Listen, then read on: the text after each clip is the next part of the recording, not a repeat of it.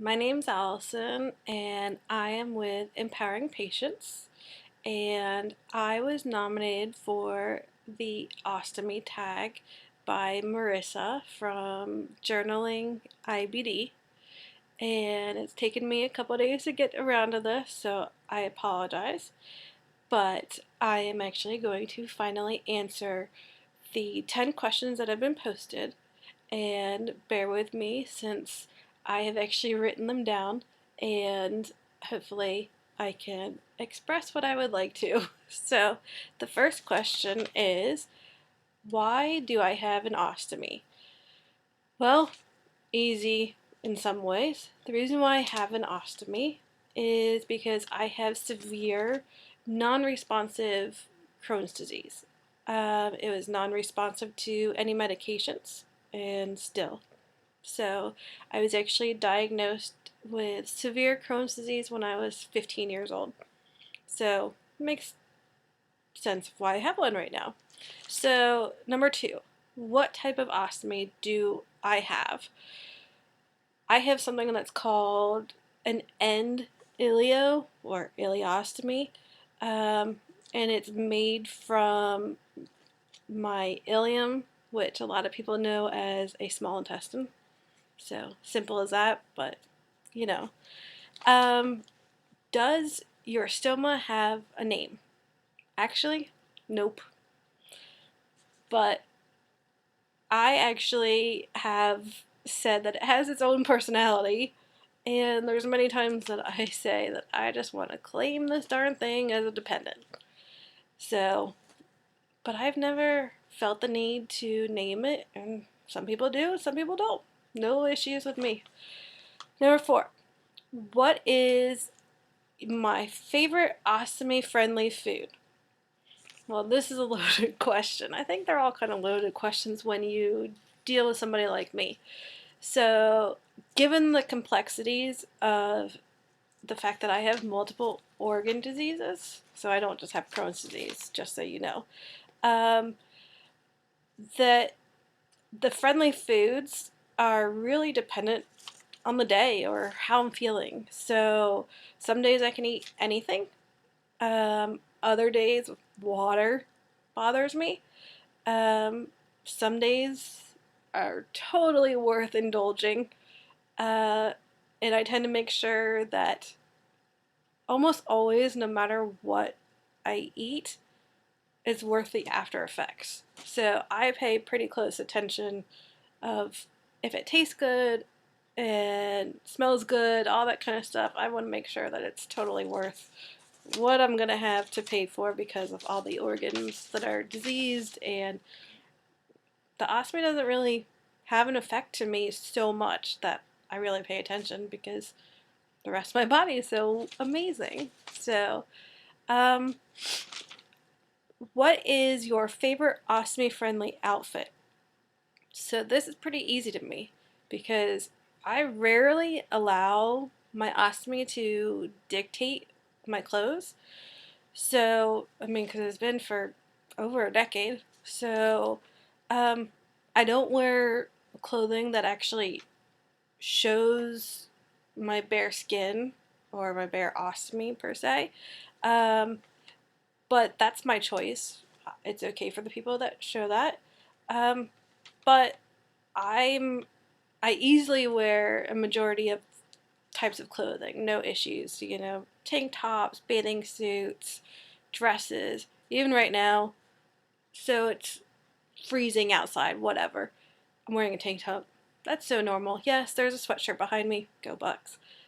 That's normal for me. So, um, but clothes doesn't bother me so much.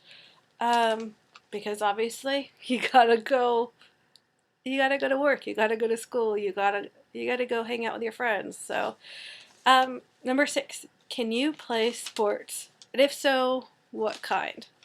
So currently, because my health has impacted my sports involvement, um, I'm not really currently playing anything, which is kind of frustrating to me, but it has nothing to do with ostomy. I actually play tennis. I've actually played co-ed flag football, so that's pretty um, head on with each other. Granted, I have it. It's not that big of a deal in a sense where everybody just plays. They don't necessarily know that I'm missing an organ or that my body is slightly different than everybody else. Okay, maybe it's more different than most people. So, but but I've also played other sports too. So the ostomy actually doesn't stop my life, and hopefully it shouldn't stop most others. But it may just take an adjustment. So I may have to recover in a different way or just take care of it a little different afterwards, depending on how much friction, how much I sweat, that kind of thing. That all comes into play if I decide that I can actually play a sport or do anything. I mean, that's daily life as well. Sorry, I also have a little cold. So, what do you hate most about having an ostomy? Well, hate is such a strong word. I tend to prefer dislike when I have those issues. And this also depends on the day or how my mental status is. So, mainly, I don't like the fact that I didn't go into any sort of remission, which was what the biggest intent was way back when. Um, and it's really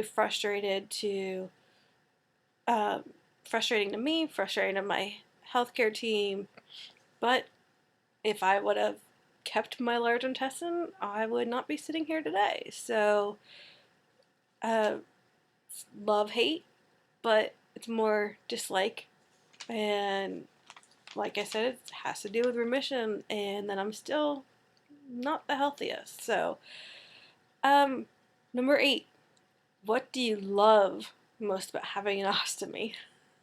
That's kind of funny. So, multitasking. Multitasking at its finest. Not having to know where every bathroom is. And during every drive, during every errand, every adventure, and just not being a slave to the bathroom.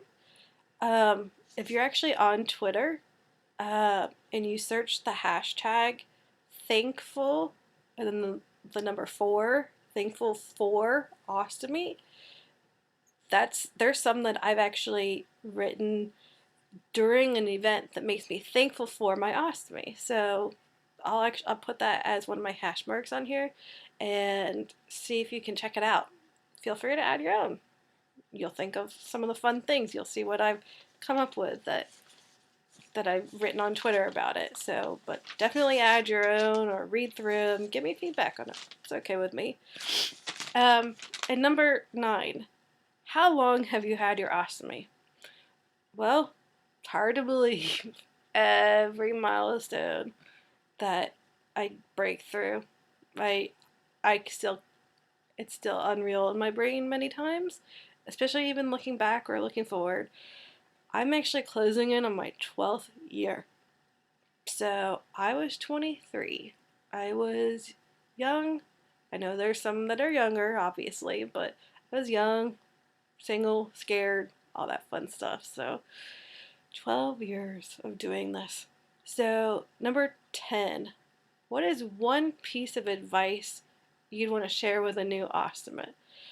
So, I'm a go-to for newbies or even veterans, even WOCNs, any doctors, things like that. So, I know I try to take in each patient as I can. So, but the things that I came up with were it gets easier.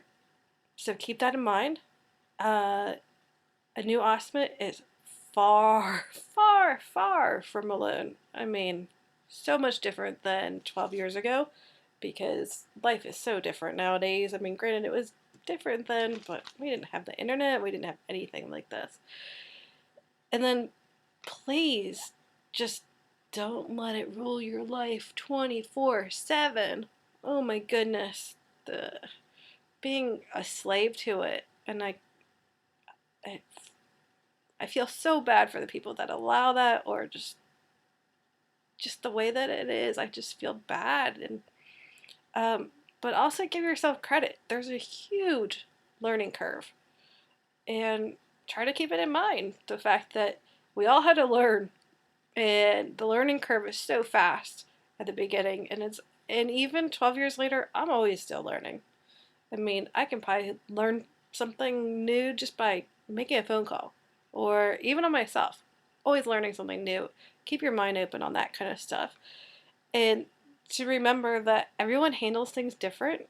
So, you may see somebody healing, recovering, going through the process in a different speed than you are. So, your speed is the speed that you're supposed to go through. So, that's something to keep in mind too, because, I mean, back when I had my surgery, I didn't really know anybody. And even still, the way that I handle things is different than maybe the next person handles it. So, it may be different. Just give yourself some credit that, somebody may recover in 6 weeks, somebody may recover in 6 years. I hate that, but it happens. I've seen it. I hate to say what I've seen, but yes, and I know I said hate was, I don't like that word, but whatever, you get it. So, but the actual key that I thought of advice, besides all that it gets easier stuff and everybody handles things different and whatever, is please take care of your skin. Your skin, your skin, your skin. Oh my goodness. And treat your appliance like you did, like you treated your butt, like you treated yes, I'll say your crotch. I mean, because obviously there's ostomies for all sorts of reasons. So you don't need to treat it with kid gloves. And yes, I say gloves as well because I hear a lot of interesting things. But if you didn't wipe with gloves before, why do you need to wipe with gloves now? Get it? So, but just make sure you take care of your skin. That can hurt. And then, like I said, you don't really need to change your bathroom habits too much. So, those are my biggest pieces of advice. So, once again, I thank Marissa, and let's keep this thing going. And I will list others. There's going to be more than 3 to join in and to share their answers to these questions. But I also would say, of course, don't forget to check out all the different pages online for empowering patients. Thanks so much. Hopefully you enjoyed.